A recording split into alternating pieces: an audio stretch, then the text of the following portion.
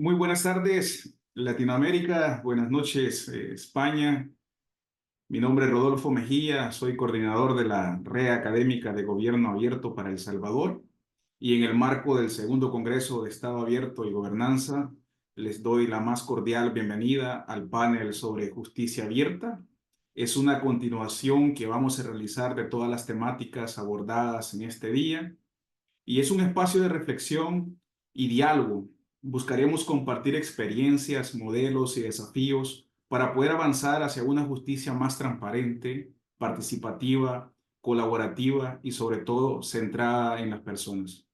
Agradezco la presencia de quienes nos acompañan desde distintos países y contextos y especialmente de nuestros panelistas invitados, expertos y expertas en temas de justicia, innovación y participación ciudadana. La dinámica será sencilla para tratar de alinear un poco la agenda. Cada panelista contará con un máximo de 8 a 10 minutos para su exposición y al final de todas las exposiciones vamos a hacer un espacio de intercambio breve para responder preguntas del público y compartir algunas reflexiones finales. Y en relación a nuestros invitados virtuales, los invito para que puedan dejar sus comentarios o preguntas en el chat durante las presentaciones para que al final podamos hacer una ronda breve de intercambio de experiencias y buenas prácticas y responder a sus inquietudes. Quisiera confirmar si está con nosotros Ingrid Bermúdez.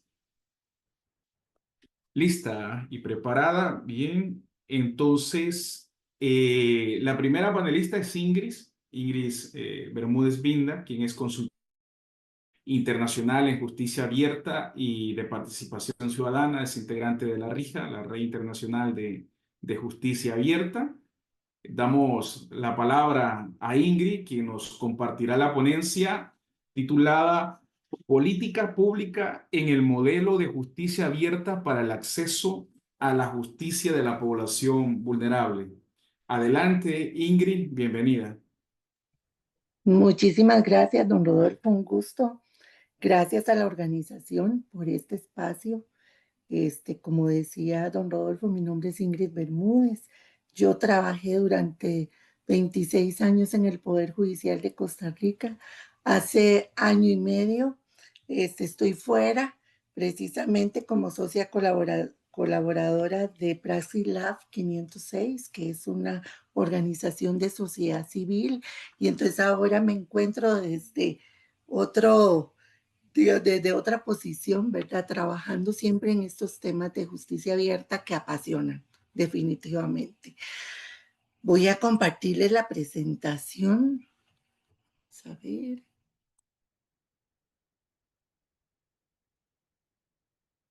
Me dicen si la pueden observar. Perfecto, Ingrid, todo en orden. Ok.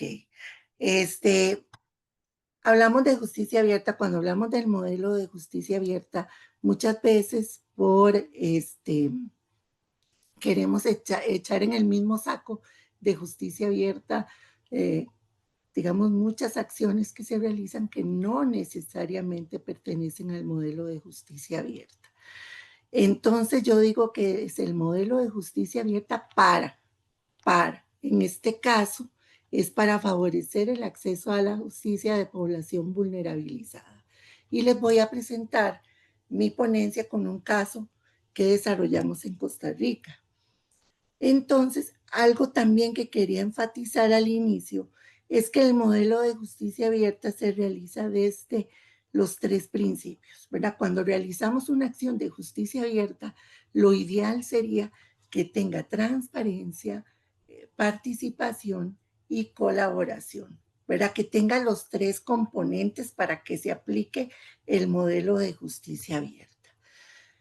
Voy a hablar un poquito de los antecedentes de este caso de éxito en Costa Rica, la hoja de ruta que hemos seguido para su construcción, algo muy importante que son los talleres de co-creación con metodologías participativas, los resultados y las conclusiones. ¿Qué atiende este modelo de justicia abierta? Pues una necesidad latente que creo que está en todos nuestros países, ¿verdad? No solo en Costa Rica, y que es precisamente atender las demandas actuales para el acceso a la justicia de la población afrodescendiente, tomando en cuenta las especificidades culturales y sus necesidades particulares. ¿Qué hicimos primero? Bueno, talleres para identificar barreras. Nos encontramos muchísimas barreras para la población afrodescendiente para acceder al sistema judicial. No hay un reconocimiento de este grupo étnico como pueblo tribal, empezando por eso. No se reconoce su lengua, que es el inglés criollo, ni tampoco su cultura, las tradiciones, incluso su forma de vestir. Ahí no voy a contar casos concretos porque sí me alargaría mucho, pero todo esto lo evidenció la población con casos reales, ¿verdad?, de dificultades en el acceso hasta de los edificios judiciales. Encontramos más barreras, que en la institucionalidad se valida la discriminación estructural a la que ha estado expuesta esta población por siglos, tanto a lo interno, incluso los compañeras y compañeros judiciales que son afros sufren esta discriminación en la cultura del poder judicial, como a lo externo, ¿verdad? Hablando de las personas usuarias del sistema. Y nos encontramos más barreras actuales, ¿verdad?, que tienen que ver con la inteligencia artificial, con sesgos racistas, con una exclusión codificada. Nos encontramos también que hay portales de datos abiertos muy robustos, pero que no hay datos segregados ni visibilizan estos datos a la población. Y las sentencias también que emiten los juzgadores y las juzgadoras no consideran la normativa internacional, regional y nacional. Entonces, estamos en una cultura costarricense, y me imagino que a nivel de América Latina sucede lo mismo, y también se expande, ¿verdad?, por muchos continentes, en una sociedad llena de prejuicios, estereotipos y mitos hacia la población. Bueno, pero no todos son barreras. Hay también aspectos y fortalezas en el sistema judicial que hacen que este tipo de investigaciones, este tipo de proyectos, este, también puedan tener sus frutos en la institucionalidad. Y es el proyecto que denominamos Afrojusticia. Tiene financiamiento de la ESID y la contraparte es la defensa pública del Poder Judicial. Recordemos que en Costa Rica tenemos el Poder Judicial, pero tenemos la defensa pública, el Ministerio Público, el organismo de investigación, todo bajo una misma sombrilla. Y con apoyo también de la Fundación de la Universidad de Costa Rica, que es quien administra los fondos de este proyecto. Tenemos en Costa Rica, en el Poder Judicial, una justicia abierta institucionalizada, que eso allana muchísimo el camino para que se vuelvan efectivas todas las acciones afirmativas que se plasmaron en este proyecto. Que tenemos una política de participación ciudadana aprobada por Corte Plena en el 2015, una política de justicia abierta que se aprobó en el 2018 y un modelo de defensa pública abierta. Fue la primera defensa pública a nivel, yo casi que me atrevería a decir, a nivel internacional, que se declara como una defensa pública abierta. También tenemos las instancias responsables dentro del Poder Judicial, una comisión muy fortalecida de acceso a la justicia, CONAMAC, que fue la comisión donde yo trabajé los últimos 16 años, estos temas de participación ciudadana y de justicia abierta, que es el ente rector de justicia abierta en el sistema judicial. El Consejo Superior, que es el ente máximo administrativo, que incluso sus integrantes han participado activamente del proyecto, y Corte Plena, que es el órgano máximo de toma de decisión del Poder Judicial, integrada por magistrados y magistradas, que también se han hecho presentes en varias actividades de este proyecto. Tenemos un sustento jurídico inmenso, que es la normativa internacional, regional y nacional, un decreto, el 43.532 del 5 de mayo de 2022, que reconoce a la población afro en Costa Rica como pueblo tribal. Entonces quiere decir que se les aplica toda la normativa que se le aplica a la población indígena, ¿verdad? También. Y un voto que es muy reciente, está recién estrenado, un voto constitucional del 19 de septiembre del 2025 de la Sala Constitucional, ¿verdad? Que tiene mucho impacto, que reconoce a la población afro como pueblo tribal y que obliga a, por ejemplo, a cumplir con los procesos de consulta, ¿verdad? Que tiene el convenio 169 de la OIT, ¿verdad? Que le aplica a los pueblos indígenas, pero ahora le aplica a los pueblos afrodescendientes también. ¿Cuál es la ruta de este proyecto? La hoja de ruta. Bueno, hicimos un compendio de marco jurídico normativo, un mapeo de actores clave, sobre todo organizaciones de sociedad civil, donde nos damos cuenta que la población afro en Costa Rica es un mito, ¿verdad? Que está centralizada en el Caribe de Costa Rica y no, está en todo el país. Los talleres de consulta, pero aquí nos vamos a centrar en lo que es la guía de acceso a la justicia para la población afrodescendiente. El proyecto no ha terminado, termina en enero del próximo año. Ahí pueden ver que nosotros hicimos talleres de consulta, talleres de escucha, le llamo yo, y que tuvimos varios talleres en varias regiones del país, ¿verdad? Incluso en la región central. ¿Cuál fue la metodología que utilizamos para la primera ronda de talleres? Pues los círculos de diálogo, que es una metodología que también utiliza y promueve el Poder Judicial en diferentes contextos. Los círculos de diálogo crean un espacio donde cada voz tiene valor, donde las historias pueden transformar la comprensión y donde el respeto es la base de todo diálogo. Y ahí es una cita de Kate Pranis, que es como la mentora en esta metodología. ¿Por qué el círculo de diálogo? Porque es un espacio horizontal, nos sentamos equidistantemente, hay una pieza de diálogo que circula, que no puede devolverse, lleva un orden específico para que todas las personas puedan hablar, ¿verdad? A veces, dependiendo de la metodología que se utilice en los talleres, se monopoliza la palabra. En este espacio estamos, todas las personas tienen, y si no quieren hablar, pues pasan la pieza de diálogo, pero todas las personas tienen mucho que decir, se enfatiza en valores y nosotras somos dos personas a cargo del proceso, doña Carmen Marín y mi persona, somos facilitadoras. O sea, lo que llegamos es a escuchar y a sistematizar.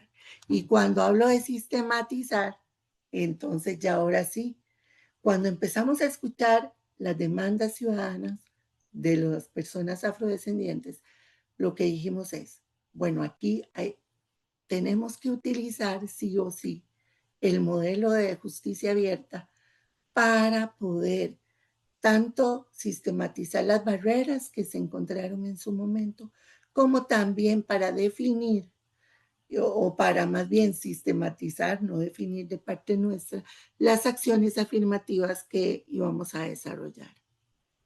También aprovechamos para poner cuáles son los requerimientos, para poder dejar claro los requerimientos para una efectiva operacionalización de, de las acciones afirmativas que tiene la guía.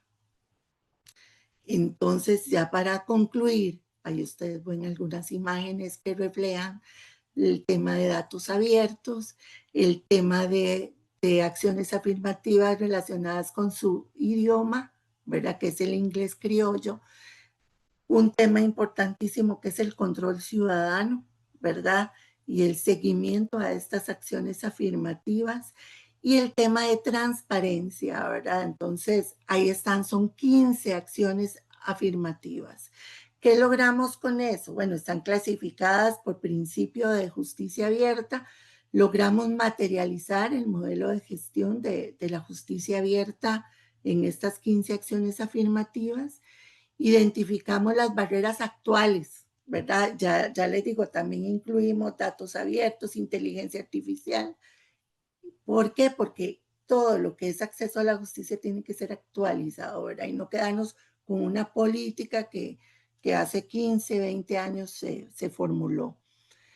Los enfoques orientadores, el enfoque de derechos humanos, interseccionalidad, intercultural, étnico-racial, género, intergeneracional, participaron muchas personas jóvenes en estos procesos también.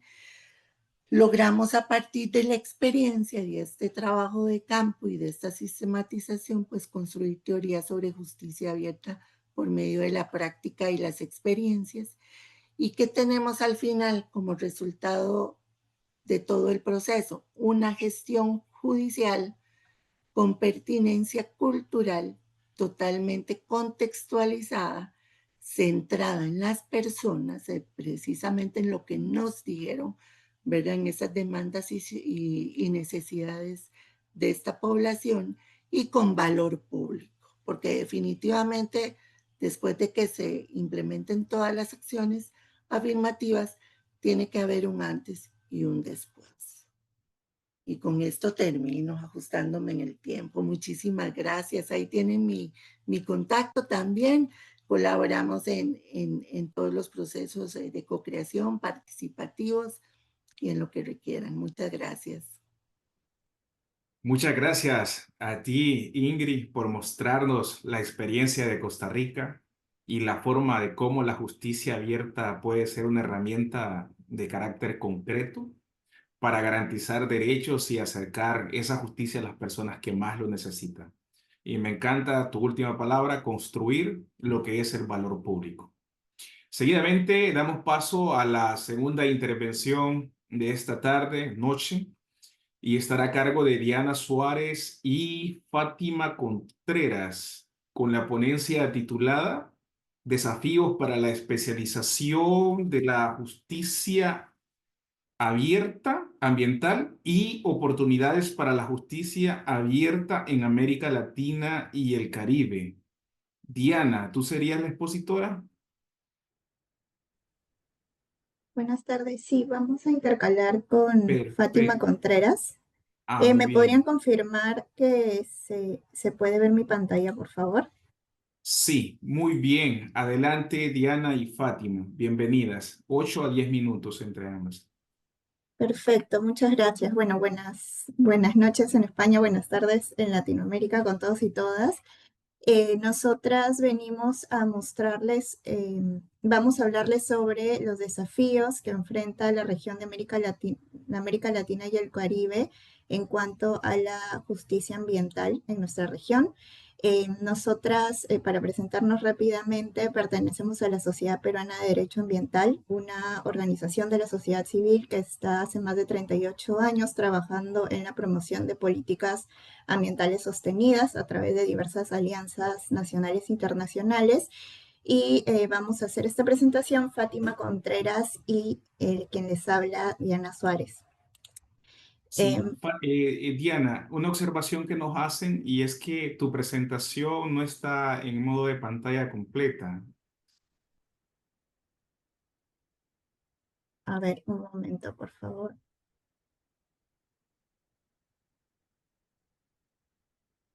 Ahora, mejor. Ahí está, perfecto. Adelante. Listo, gracias. Entonces, nosotros desde la Sociedad Peruana de Derecho Ambiental venimos a presentarles esta publicación sobre el estado de la justicia ambiental en Latinoamérica en 7 países: Argentina, Brasil, Chile, Colombia, Costa Rica, México y Perú.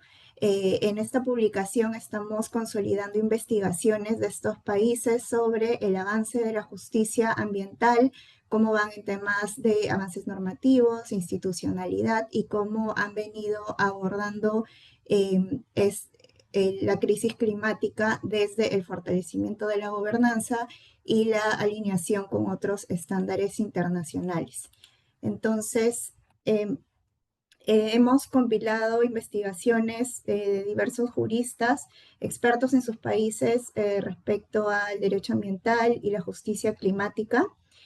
Y como ustedes saben, la región latinoamericana es una de las más convulsionadas en temas de pérdida de la biodiversidad, es una de las más vulnerables ante el cambio climático, pero también enfrenta desafíos en materia de gobernanza, de altos índices de corrupción, y ya hay diversas evidencias de que no se puede abordar la crisis climática o el ejercicio de derechos humanos ambientales sin, sin instituciones fuertes, sin una gobernanza que nos brinde diversos estándares. Es por ello que estas investigaciones han tenido en cuenta dos ejes importantes que son, por un lado, la Alianza para el Gobierno Abierto. De hecho, los 7 países de esta publicación son parte de OGP. Y también estamos abordando el avance de la justicia ambiental desde el Acuerdo de Escazú. Con excepción de Perú, Costa Rica, Brasil, el resto de países sí son parte del Acuerdo de Escazú, pero han tenido diversos avances diferenciados en materia de implementación, así como en materia de adecuación a los estándares de gobierno abierto. Pero estamos convencidos que no se puede, como lo señalé, abordar esta crisis climática sin avanzar también en temas de gobernanza, y es ahí donde estos instrumentos internacionales, aunque de diversa naturaleza, tienen elementos esenciales para escalar a esta protección ambiental, ¿no? Desde el fortalecimiento de la transparencia, el acceso a la información, mejorar la rendición de cuentas en las instituciones, acceder a información clara, adecuada, para luego escalar hacia una denuncia ambiental que eventualmente va a terminar en una sentencia efectiva con medidas de reparación del daño ambiental y de reparación a las víctimas de manera efectiva y oportuna. Entonces, estas investigaciones han tomado en cuenta, por un lado, los marcos normativos, el nivel de reconocimiento de derechos en materia de justicia ambiental y otros derechos humanos. También evalúan la institucionalidad asociada a estos compromisos normativos y también algunos cambios políticos o de gobierno que han desacelerado en algunos casos la lucha a favor de la justicia ambiental, y también tiene en cuenta buenas prácticas para el acceso a la justicia. Aquí cada investigador ha tratado de recopilar ejemplos innovadores que buscan fortalecer la justicia ambiental en sus países desde la academia, la sociedad civil y otras entidades públicas también.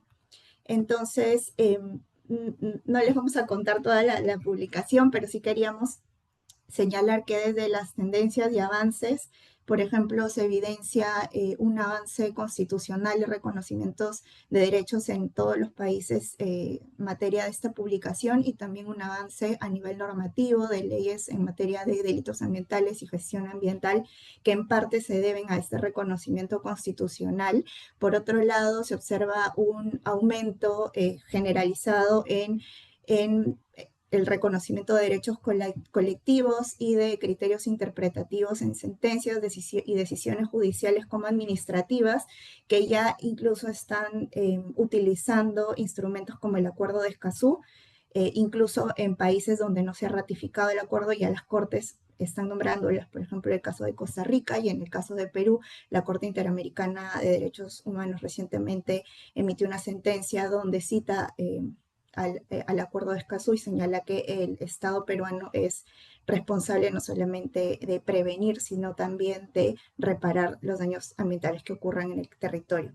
Entonces se observa este desarrollo, por un lado normativo y a nivel de procesal judicial, y también una participación activa de la sociedad civil y la academia, un poco para suplir estos vacíos institucionales que enfrentan algunos países de la región latinoamericana, ¿no? Por ejemplo, asesoría legal gratuita, la implementación de observatorios ciudadanos para la implementación de tratados como el Acuerdo de Escazú, que es el caso de Argentina, impulso de clínicas jurídicas ambientales que tratan de fortalecer la justicia ambiental a través de mayor participación ciudadana y exigencia de mejores prácticas a los gobiernos, ¿no? De rendición de cuentas.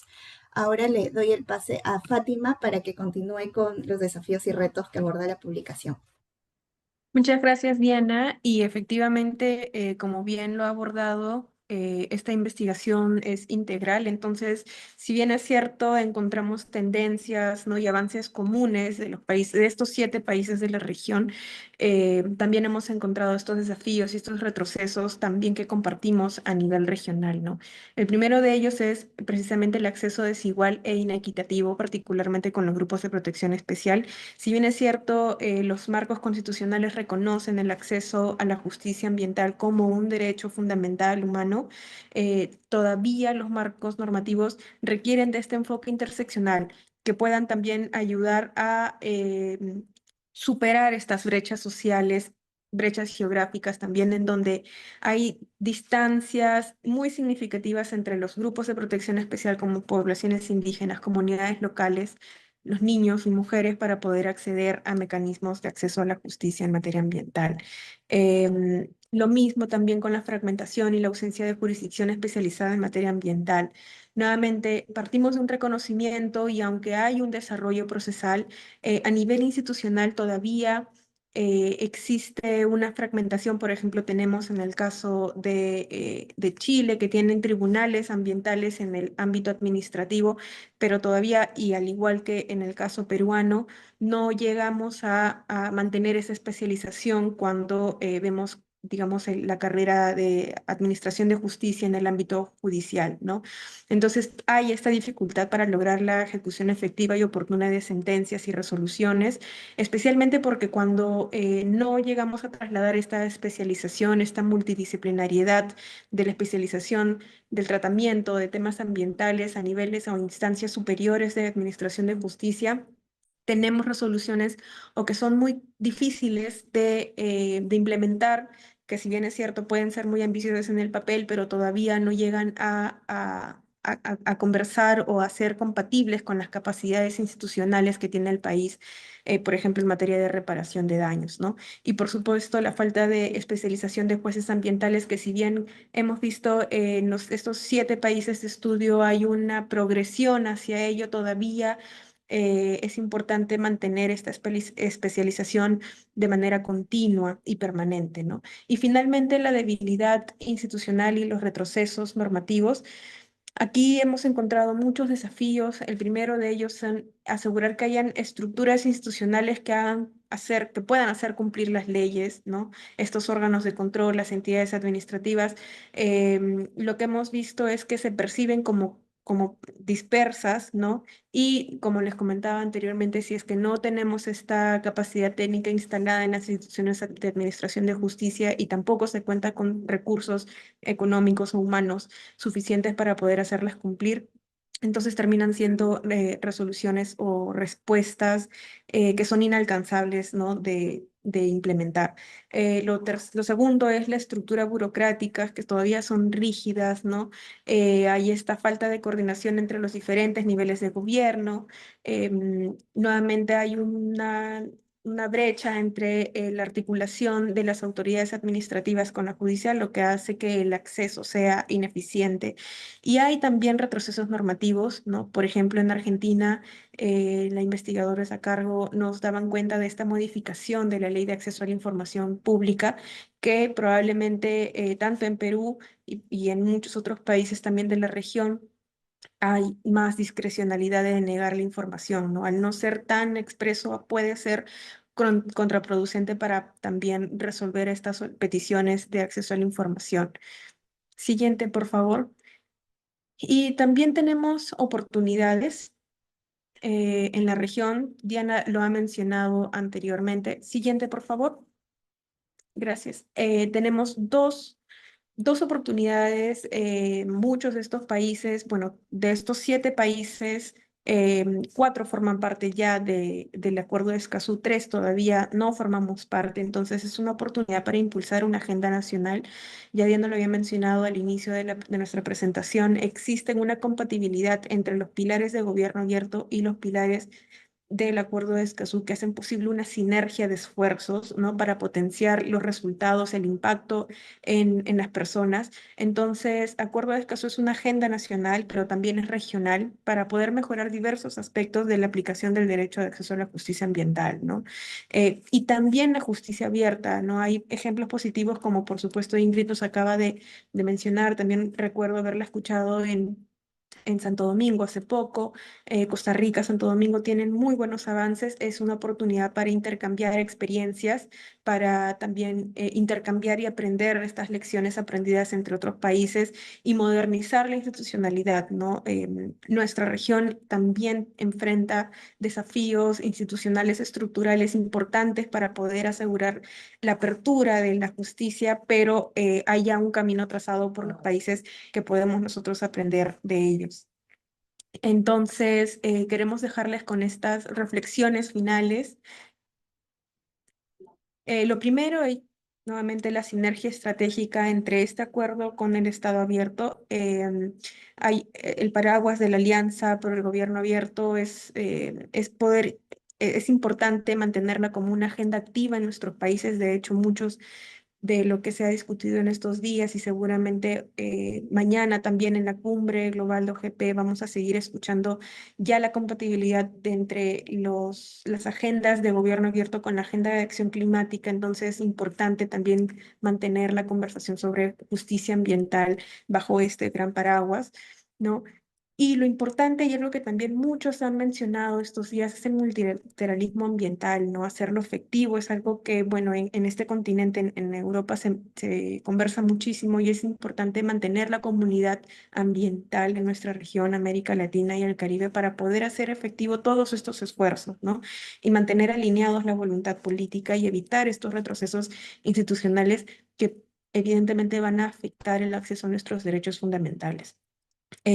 También hay fragilidad de los avances, por supuesto, y el desafío de la efectividad todavía es vigente. Sin embargo, hay actores desde la sociedad civil, por ejemplo, desde la CPDA y organizaciones civiles también quienes están presentes en este congreso, al igual que la academia, son actores importantes no solo como para complementar o para participar, sino para co-crear, para innovar estas soluciones que vemos, ¿no? Que son necesarias para poder responder ante estos desafíos ambientales, climáticos que actualmente nos aquejan a muchos países de la región. Entonces, este es algunos de los, en resumen, en gran medida, nuestros resultados de esta investigación que muy pronto va a estar disponible en nuestras redes. Les dejamos el código QR para que puedan mantenerse al tanto de cuándo se va a publicar. La próxima semana va a tener ya, va a estar disponible en la versión digital y por supuesto, cuando nos encontramos en persona también podemos entregarles una versión impresa.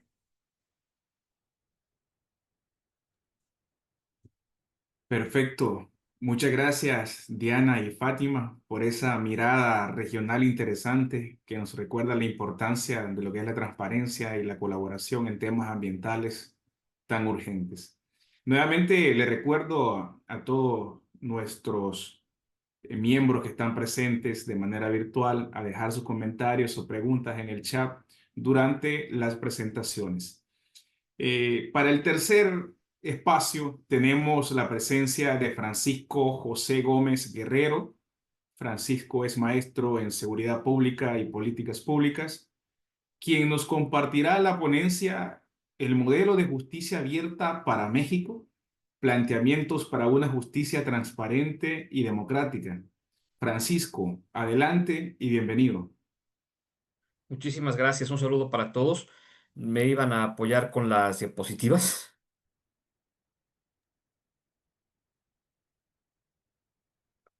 Por Sí, favor. voy a. Alejandro, sí, adelante.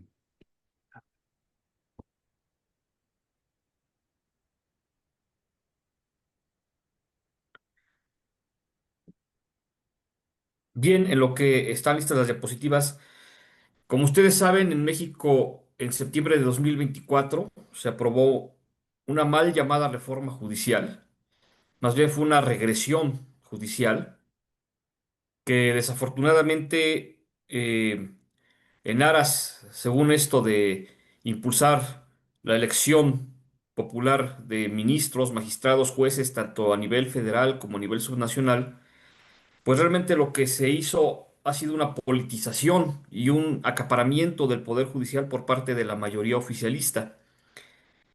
Eh, esta reforma o, o regresión democrática autoritaria en México desafortunadamente tiene una ilegitimidad doble.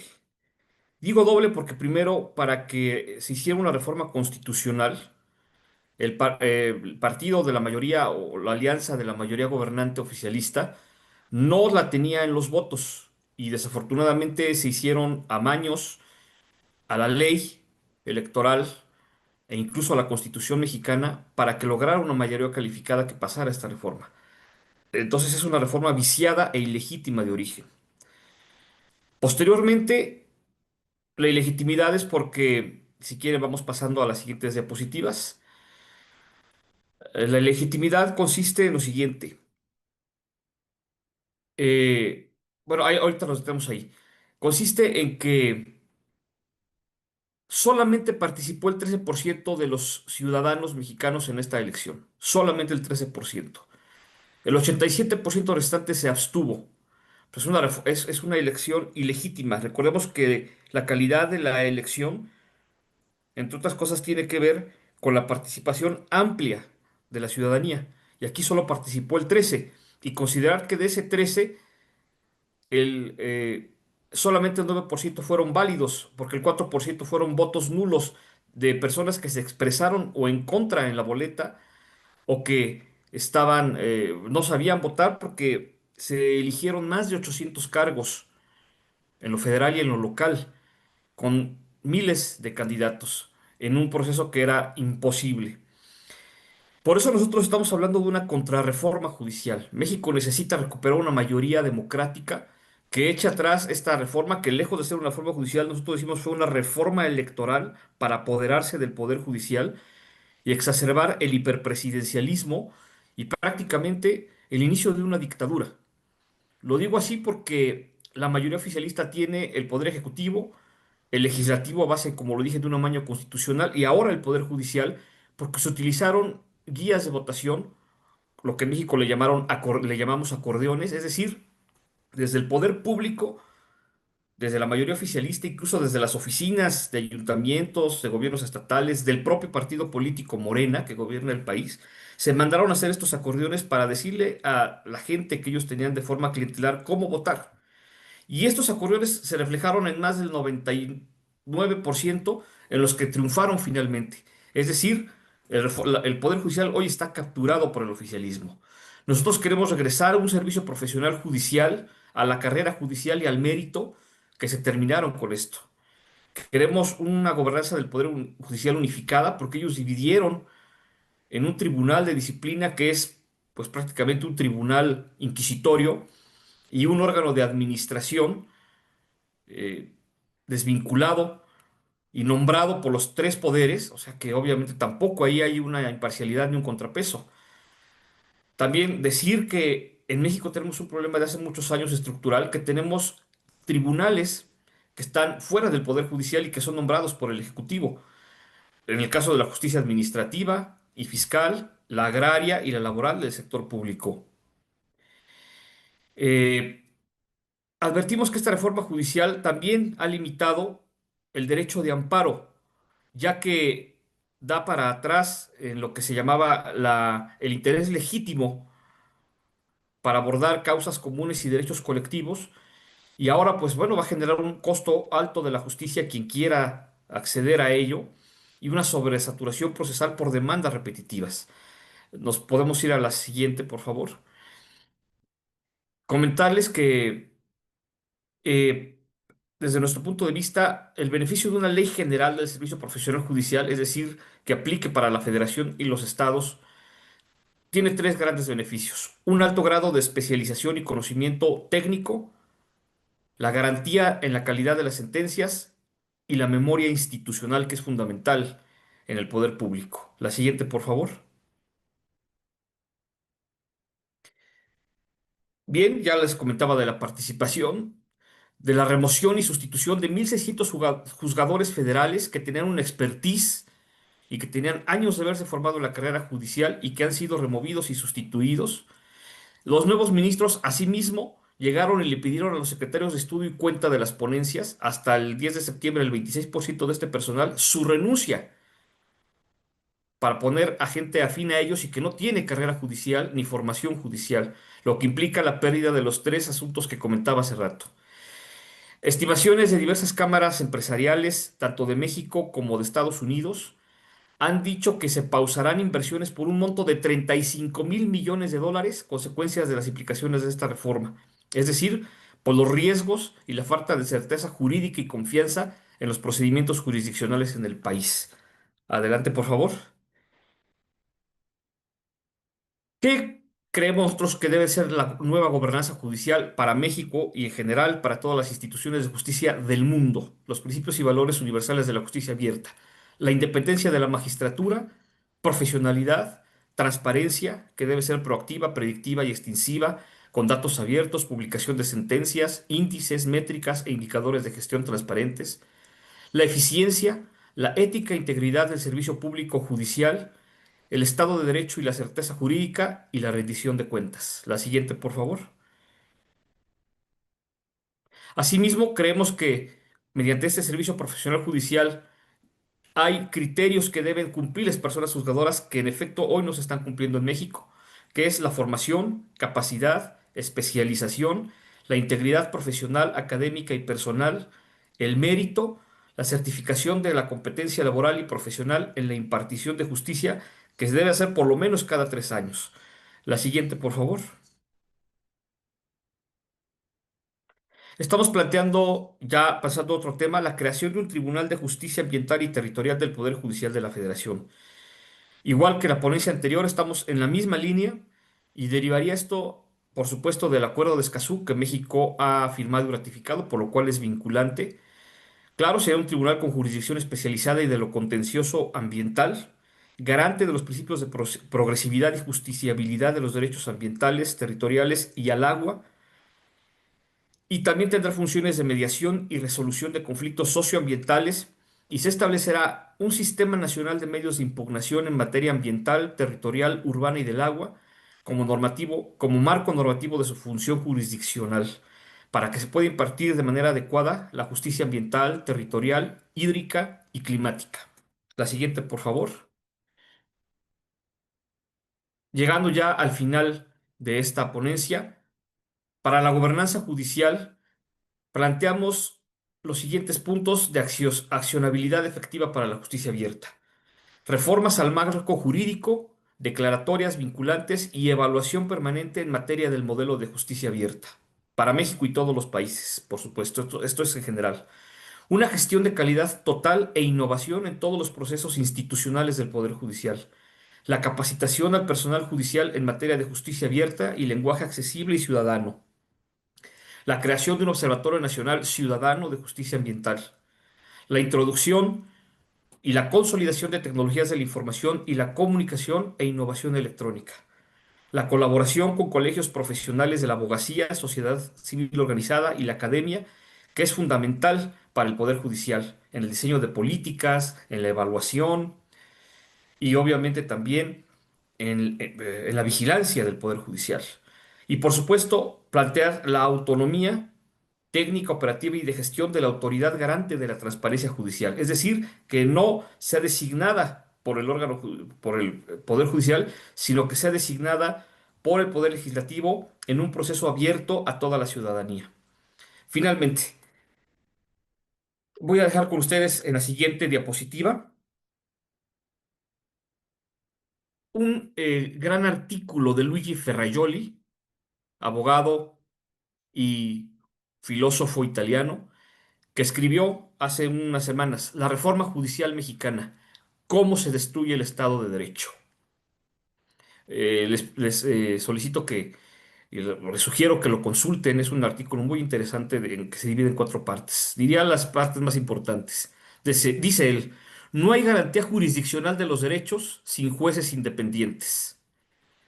La teoría del Estado de Derecho ha cifrado la legitimación de los jueces en su sujeción a la ley, agregaría yo, y no a la voluntad popular, a diferencia del gobernante o del diputado o del senador.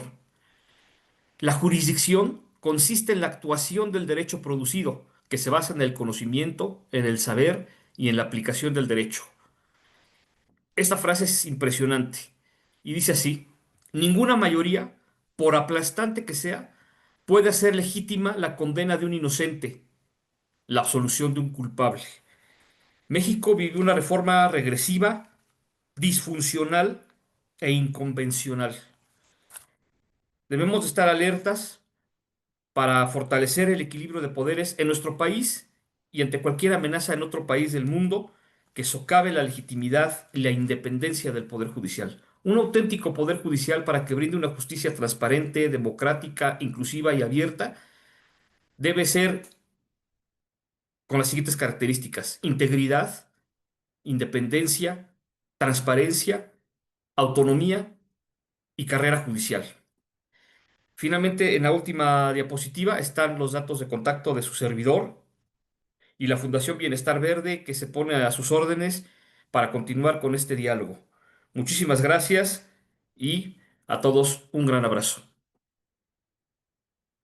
Muchas gracias a ti, Francisco, por esas reflexiones que muestran de qué manera la justicia abierta puede institucionalizarse como política pública nacional con esa experiencia en México. Algunos, parte del público está pidiendo la ponencia completa. Sé que se van a compartir más adelante. Tal vez Alejandro nos apoya en la manera en que se puede compartir o dónde las pueden descargar en las redes sociales también de lo que es el segundo Congreso de Estado Abierto y Gobernanza. Damos paso a la cuarta intervención, que estará a cargo de Laura Márquez y Ana Rita Ramírez. Laura es cofundadora del Centro de Innovación para el Acceso a la Justicia y es abogada especializada en derechos humanos. Ana Rita trabaja para la Corte Interamericana de Derechos Humanos y la ponencia se titula Inteligencia Artificial para la Justicia Abierta, un caso en clave. Adelante.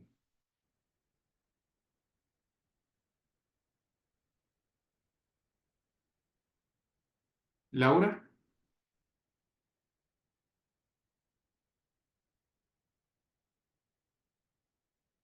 Tenemos, si me puedes apoyar, Alejandro, a Laura. No, me parece que no está. Ni Ana Rita. Bien, perfecto. Tal vez como asistente. Yo por sus nombres no las localizo. Si estuvieran con otro nombre, que me lo notifiquen por el chat para poder ascender la panelista. Perfecto. En honor al tiempo, vamos a dar paso a la siguiente ponencia, que es de parte de Alejandro Cortés Arbeláez. Alejandro es politólogo, magíster en políticas públicas y es investigador doctoral. Las palabras o la ponencia de Alejandro será titulada Inteligencia Artificial y Participación Ciudadana, transformando la justicia constitucional contemporánea. Adelante, Alejandro, y bienvenido.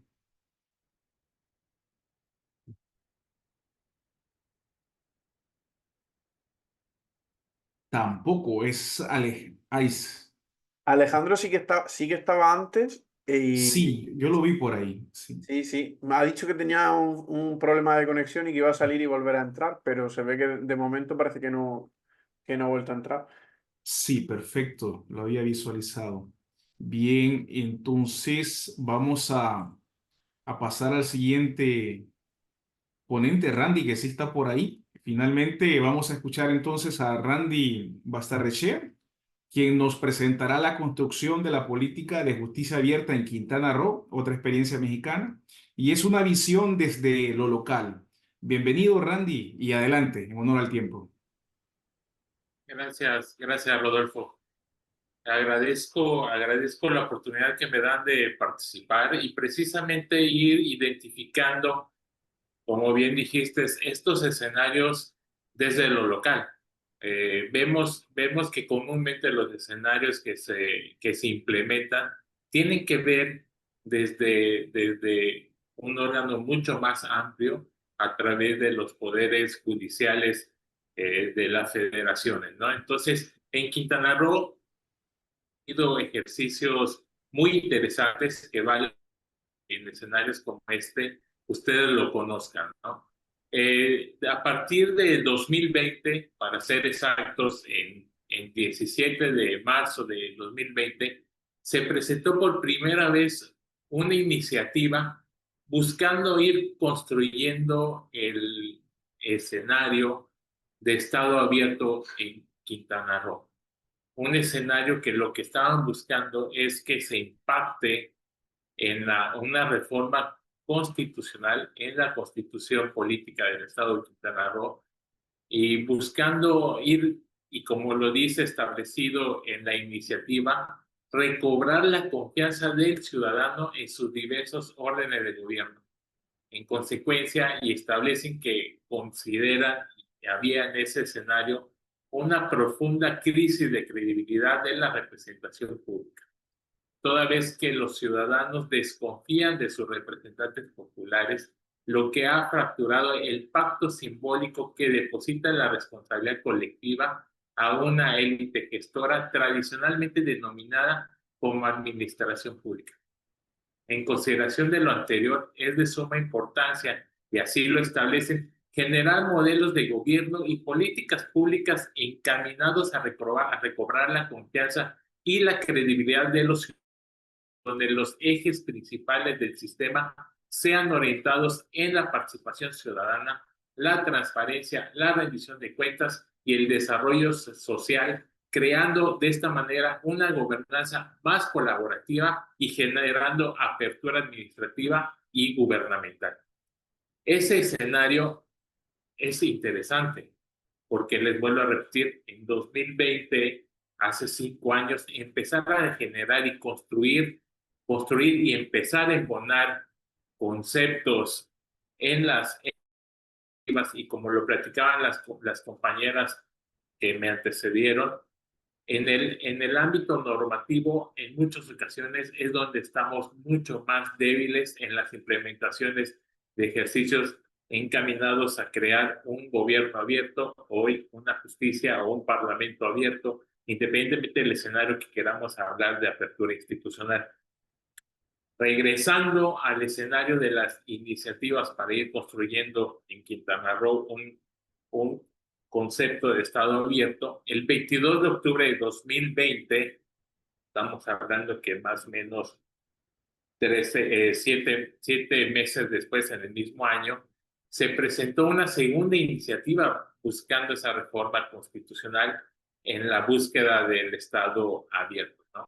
Ellos identifican, y me llamó la atención, diversos puntos, ¿no? El primero, toda sea pública, especialmente en gobierno abierto.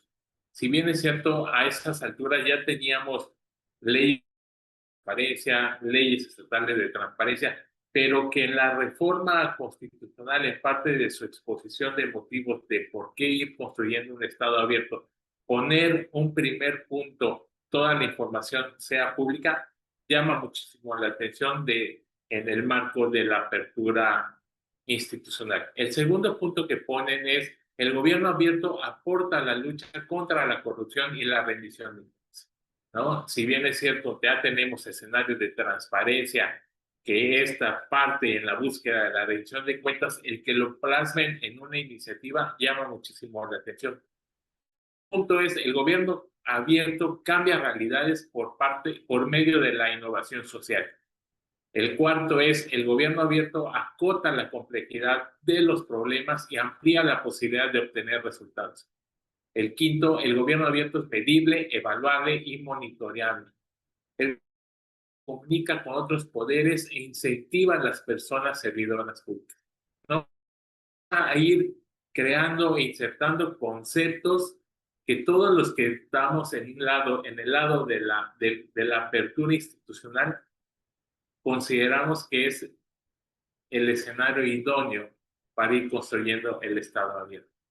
También plasman unos elementos del gobierno abierto que es importante que vayamos teniendo presentes todas las iniciativas institucionales. Estos son transparencia, participación y colaboración, y le ponen los elementos que deben considerarse en el escenario de gobierno abierto. Visualización de datos, información, portales de datos abiertos, organización de debates públicos, gestionar transversalidad, consultas ciudadanas, modelos de gestión de servicios públicos, codiseño de políticas públicas, co-creación de valor público, organizar y promover asociaciones, Estado, sociedad civil y empresa. Entonces, ya tenemos que se presentaron 2 iniciativas, se empieza a crear todo conceptual alrededor del gobierno abierto para la consolidación del Estado abierto. Sin embargo, el 22 de octubre, unos días después, se presenta una tercera iniciativa en el 2020.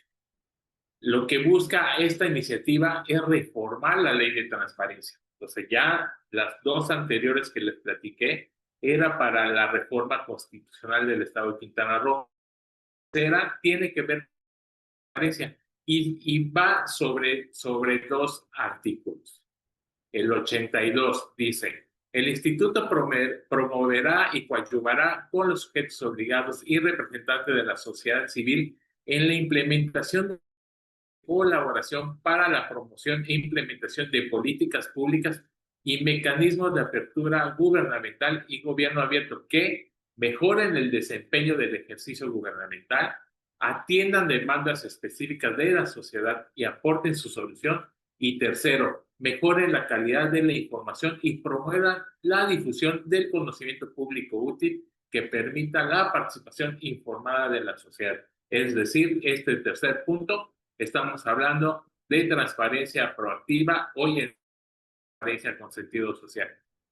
Otro de los artículos, que es el mismo 82 bis, dice: se entenderá por gobierno abierto a la producción, implementación y gestión de políticas públicas en materia de transparencia, participación ciudadana, datos abiertos e innovación tecnológica, las cuales tengan como objetivo el fortalecimiento de la democracia, la legitimidad de la acción pública y el bienestar social. El otro artículo que se propuso reformar es el 82 ter. El Congreso del Estado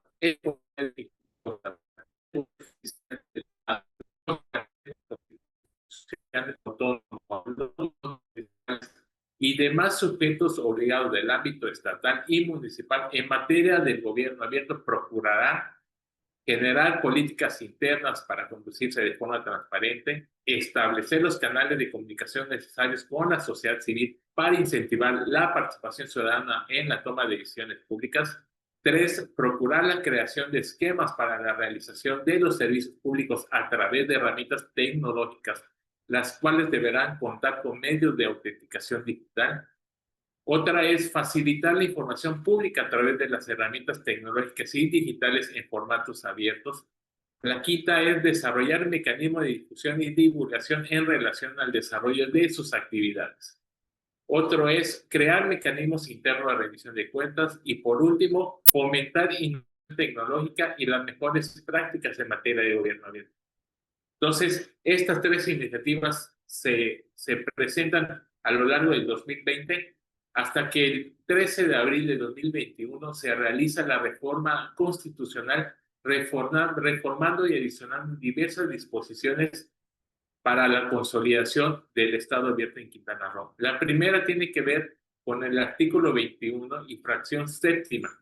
La inobservancia de las disposiciones en materia de acceso a la información pública será sancionada en los términos que dispongan las leyes. Y la octava, que es la más importante: los sujetos obligados deberán regirse bajo los lineamientos de Estado abierto, en donde se garantizará la transparencia, la rendición de cuentas, la participación ciudadana y la colaboración e innovación. El artículo 49, menciona: el supremo poder del Estado se divide para su ejercicio legislativo, ejecutivo y judicial, quienes en el desempeño de sus actividades consolidarán el Estado abierto. El Estado abierto se conforma por Parlamento abierto, Gobierno abierto y Justicia abierta, mismo que deberán regirse bajo los principios de transparencia, acceso a la información, la rendición de cuentas, la participación ciudadana y la colaboración e innovación. En la reforma al artículo 51, con los mismos principios, está dirigida para los organismos autónomos y el 130 los ayuntamientos bajo los mismos principios. Entonces, ahí, en este ejercicio normativo, en Quintana Roo se empiezan a establecer ese escenario que todos los que estamos inmersos en la apertura institucional deseamos, que la norma ya establezca el principio de Estado abierto en su normativa. En Quintana Roo, este es el escenario que se presenta a lo largo de 2020 y 2021, que provoca que el 23 de septiembre de 2021 se firme la declaratoria para la co-creación de una política de justicia abierta en Quintana Roo, siendo esta la primera entidad que tiene esta declaratoria, una declaratoria que, si bien es cierto, no era vinculante, pero sí empezaba a establecer un escenario de voluntades donde 16 institutos del sector público, representantes de la sociedad civil y diversos actores generan esta iniciativa para ir construyendo la política de justicia abierta en Quintana Roo. La fracción tercera del acta que se firmó establece el compromiso de todas las instituciones y organizaciones en participar en la co-creación de una política de justicia, en observancia a la reforma constitucional que les comenté en materia de gobierno de Estado abierta en Quintana Roo.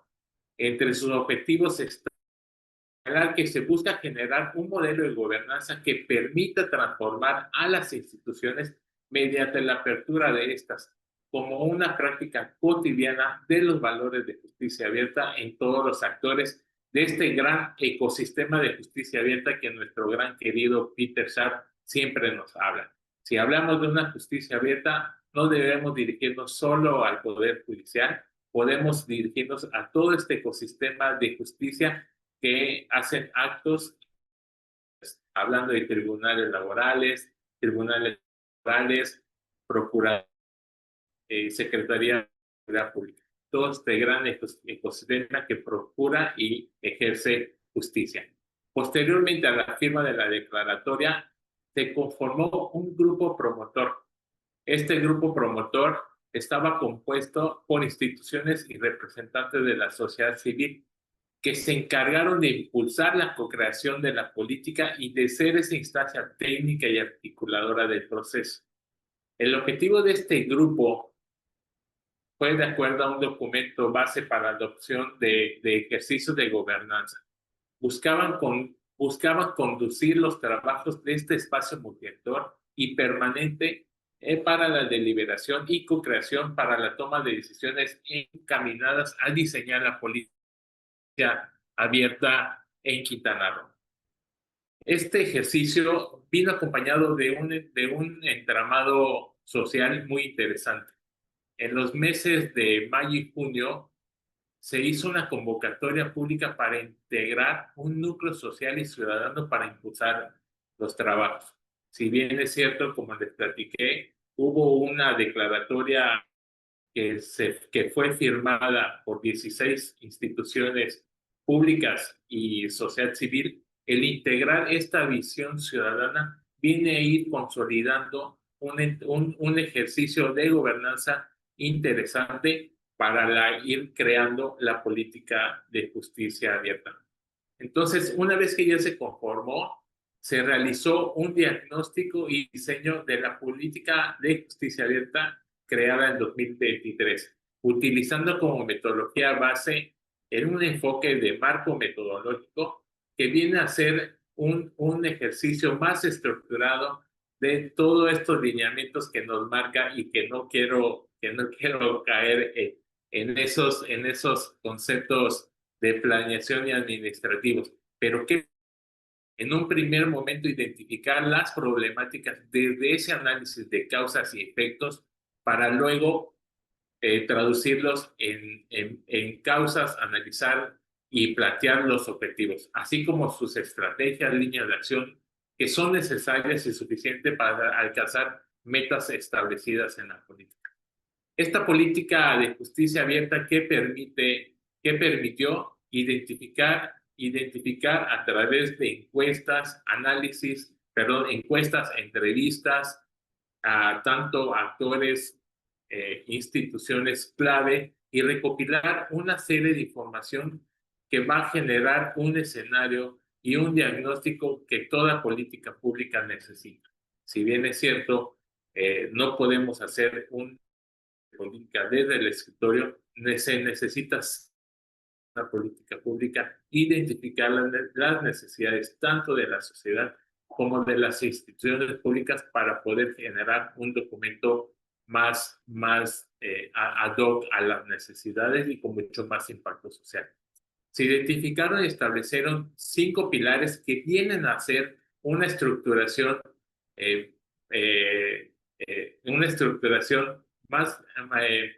una estructuración correcta de lo que es la política pública. Se perfilaron estrategias, líneas de acción, responsables y participantes, así como su consideración temporal respecto al plazo de implementación de la política. El primer pilar fue identificar vacíos y ambigüedad regulatoria en materia de justicia abierta en el Estado de Quintana Roo.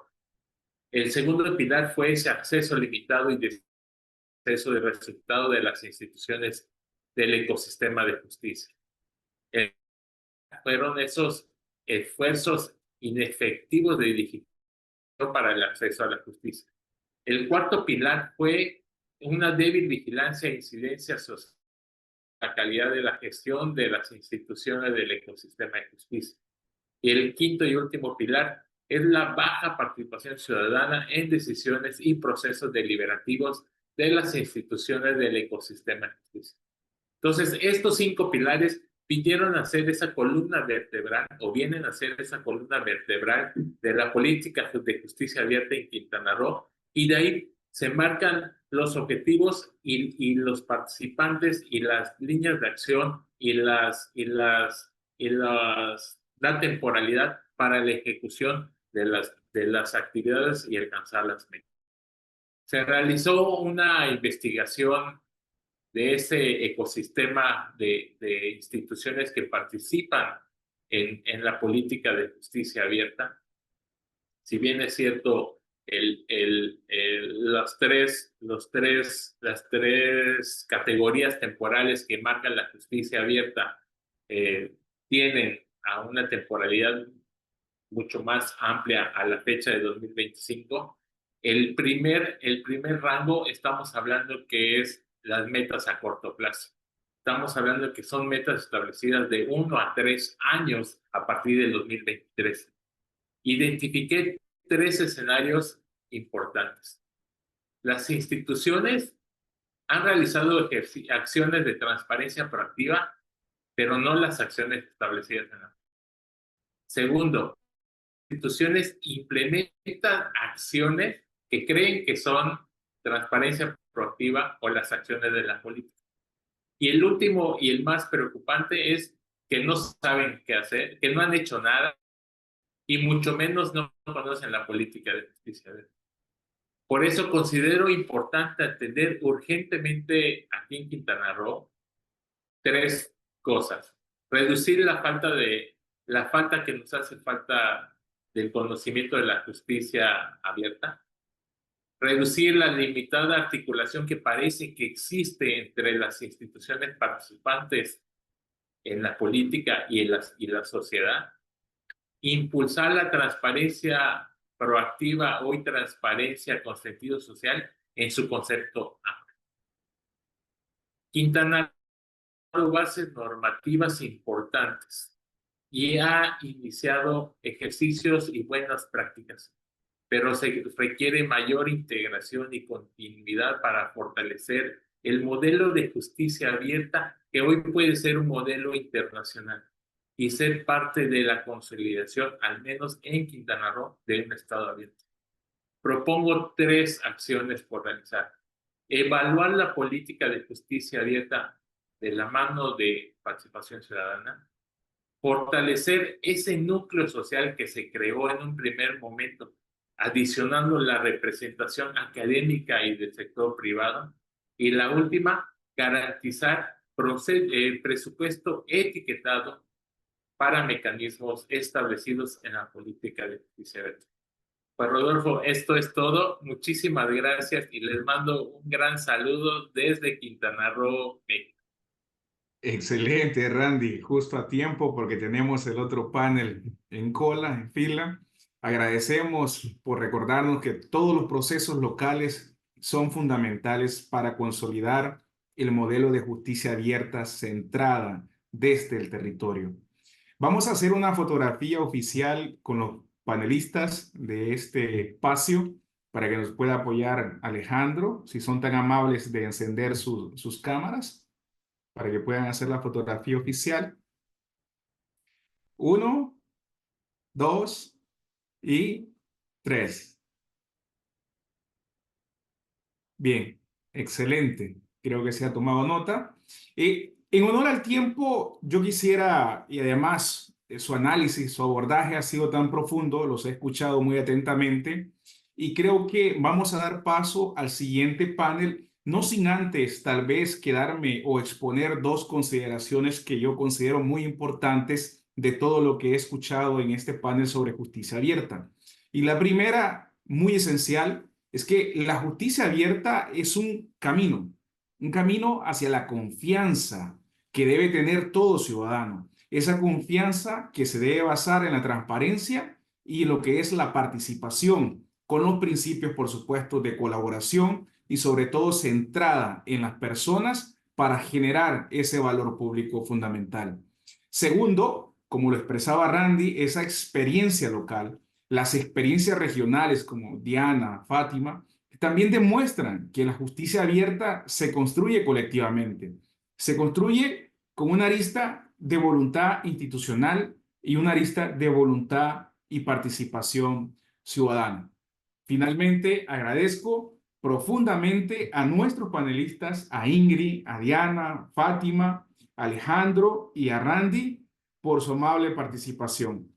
Gracias también al público que nos ha acompañado en este panel sobre justicia abierta y ha estado pendiente de toda la transmisión. Hay mensajes, ustedes los pueden leer, solicitudes de correos electrónicos, de ponencias, que también Igor nos ha manifestado que próximamente van a ser compartidas a través de un repositorio de lo que es la Red Académica Internacional de Gobierno Abierto.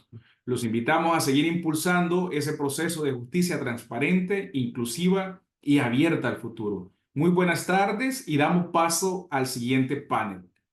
Es cuanto, Alejandro.